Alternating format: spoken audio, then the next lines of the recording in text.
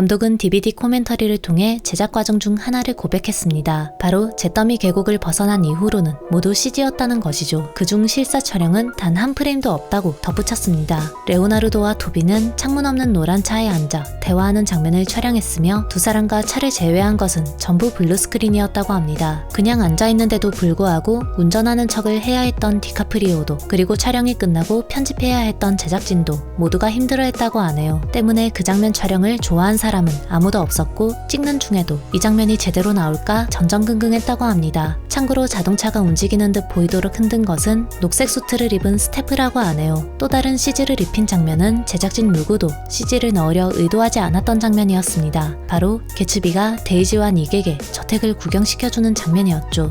I wouldn't normally use the expression weather event, but that's what it was called. Some of our overseas crew and actors were it just rains all the time in Sydney. 촬영 내내 쉴 틈 없이 비가 내렸고 뜨거운 태양 아래 수영하거나 성을 구경하는 장면을 살려야 했던 제작진들은 결국 햇살을 CG로 처리했습니다. 영화 속 성 주변을 거니는 장면, 연못가의 데이트, 맑은 날의 해변 모두 실제로는 한 번도 햇빛이 안 비쳤다고 하네요. And we were able to create, I think, the illusion that it might have been a sunny day and they went swimming. Hope. 이게 집은 고전적인 미국 단층 집인데요. 촬영지가 미국이 아닌 호주였기에 바즈 루어만 감독은 롱아일랜드의 무성한 숲의 느낌이 나는 장소를 찾아다녔습니다. 그 결과 집을 여러 부분으로 나눠서 찍기로 결정했죠. 내부는 시드니에 있는 스테이지에서, 집 뒷부분은 롱아일랜드의 모습을 연상시키는 센테니얼 공원에서 찍었습니다. 야외 촬영이 많아 제작진들은 날씨를 신경 쓰지 않을 수가 없었는데요. 안타깝게도 촬영하는 내내 비가 끝없이 왔다고 합니다. 그러다 정작 비가 오는 장면을 찍을 땐 비가 오지 않아 살수기를 써야 했다고 하네요. 개츠비는 데이지와의 아름다운 재회를 위해 닉의 집에 꽃을 옮겨 심습니다. 제작진들은 그 꽃을 난초로 정했는데요. 난초로 정한 이유는 원작의 난초가 언급되기 때문이라고 하네요. She goes to bed after a dance and there's a crushed orchid on the floor. Orchids would have been an extremely rare hothouse flower, difficult to get and certainly difficult to get in the quantities that Gatsby gets. 감독은 원작에서 그려진 긴장감을 시각적으로 어떻게 표현하면 좋을지 고민했습니다. 그러다 어렵지 않게 원하는 장면을 찍게 되었는데요. 바로 레오나르도의 연기 덕분이었습니다. 레오나르도는 데이지를 만나는 순간을 떨림이 아닌 화로 표현했습니다. You know, he's not nervousness. It's like he's going to kill someone. Like his nerves turns into a kind of anger at the world for making him feel nervous. And you see Leonardo transform, and then he's about to go in, and there's this great moment. I think it's truly a sort of Leonardo. He's there, and he's nervous, and he looks, and he walks straight into the camera, and you see him become Jay Gatsby. F. 스콧 피츠제럴드는 재즈 시대라는 말을 생각해냈습니다. 그는 전형적인 재즈 시대의 인물이었고 그 자신도 당시 록스타 같은 존재로 대중에게 인식되었죠. 음악과 영화를 사랑했기에 당시 인기 있었던 음악을 글에 언급하기도 했습니다. 1920년대에는 언더그라운드 음악에 가까웠을 재즈가 인기를 얻었습니다. 바즈 루어만 감독은 당시의 재즈는 지금의 힙합에 가깝다고 생각했고 그렇기에 영화의 힙합 음악을 가미하기로 결정했습니다. Predominantly jazz at that time was hip-hop. Giving the 1920s that sort of modernism that, you know, that isn't going to separate you from being within that time period, but makes you understand the sort of cultural references. 그와 동시에 바즈 감독은 전통적인 재즈 음악도 넣기를 원했습니다. 그러던 중 워너브라더스를 통해 브라이언 페리라는 1920년대식의 재즈 밴드를 운영하는 인물을 알게 되었죠. What Jay-Z was to the hip-hop, they were to the traditional jazz. 브라이언 페리는 바즈 루어만 감독과 대화하며 수년 동안 자신이 써온 곡들을 1920년대의 재즈풍으로 연주하기로 결정했습니다. 그가 연주한 음악은 작곡가이자 편곡가인 크레이그 암스트롱의 손을 거쳐 영화에 부드럽게 녹아들었죠. 감독은 이외에도 DXX와 플로렌스 앤 더 머신 그리고 라나 델레이에게 협업을 요청했습니다. I was blessed with this beautiful, if you like, kind of innocent but slightly dark track that Rick Knowles and Lana Del Rey had come up with. 감독은 라나 델레이의 노래가 사랑의 테마에 적절하다고 생각했고 그 노래를 개츠비가 데이지에게 성을 구경시켜줄 때 넣기로 결정했습니다. 라나 델레이가 LA에 있기에 스카이프를 통해 이야기하며 녹음을 진행했죠. 플로렌스 앤 더 머신은 피아노 위에 누워 노래하는 여자의 음성을 녹음했습니다. 감독의 요청에 따라 영화 영상에 맞춰 라이브로 노래했다고 하네요.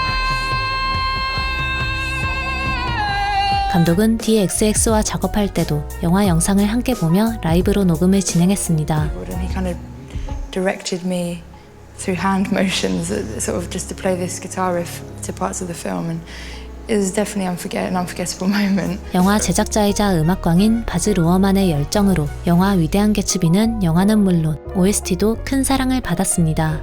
You know, you don't see a Baz Luhrmann film and not go get the soundtrack. They're like one and the same. At the heart of it, Baz loves music, and that shared love of music and the shared love of storytelling with great music is really at the heart of why we do what we do.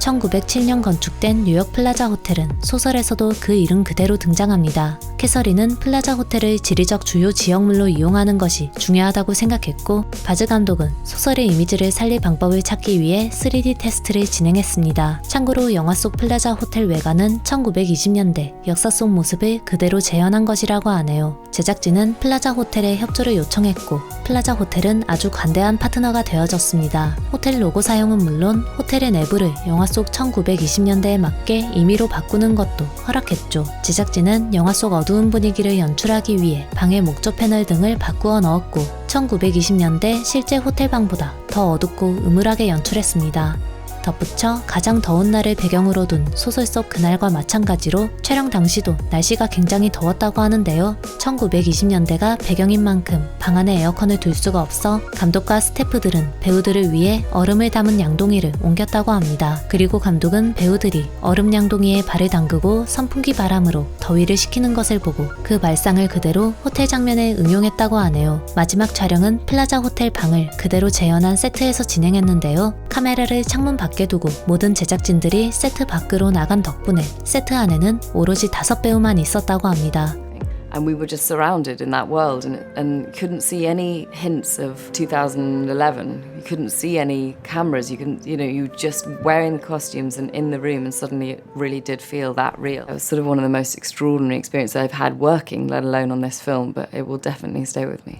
감독은 2시간 안에 소설의 모든 내용을 넣을 수는 없다고 판단했고, 어떤 내용을 포기하느냐에 많은 고민을 거쳤습니다. 결국 감독은 데이지와 개츠비의 관계보다 닉과 개츠비의 관계가 영화의 정수라고 생각했고, 두 사람의 관계를 벗어난 장면 혹은 관객들이 복잡하게 느낄 수 있는 장면은 모두 삭제했습니다. 필요하다고 생각해 촬영한 장면들도 분량의 문제로 아쉽게 삭제했죠. 감독이 어떤 장면을 삭제했는지 삭제한 장면이 궁금하시다면 채널의 지난 영상을 봐주시기 바랍니다. 소설 위대한 개츠비는 F. 스콧 피츠제러드의 자서전으로 불리기도 합니다. 위대한 개츠비는 작가의 삶과 어떤 면이 닮아 있어 자서전으로 불리는 걸까요?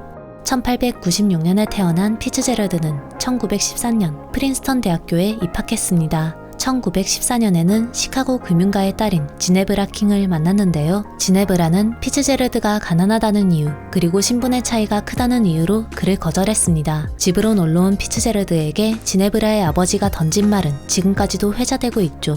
가난한 소녀는 부유한 소녀와 결혼할 생각을 하지 말아야 한다. 참고로 지네브라 킹은 이후 윌리엄 미첼이라는 남자와 결혼했습니다. 피츠제러드는 훗날 그 남자를 모델로 위대한 개츠비 속 톰 뷰캐넌 캐릭터를 만들어냈죠. 많은 비평가들은 데이지 캐릭터 또한 아내인 젤다보다 지네브라를 모델로 두었을 것이라 추측하는데요. 그 이유로 데이지의 머리카락 색깔을 들기도 합니다. 데이지는 소설에서 흑발로 묘사됩니다. 아내인 젤다는 빛나는 금발인 반면 첫사랑이던 지네브라는 흑발이었죠.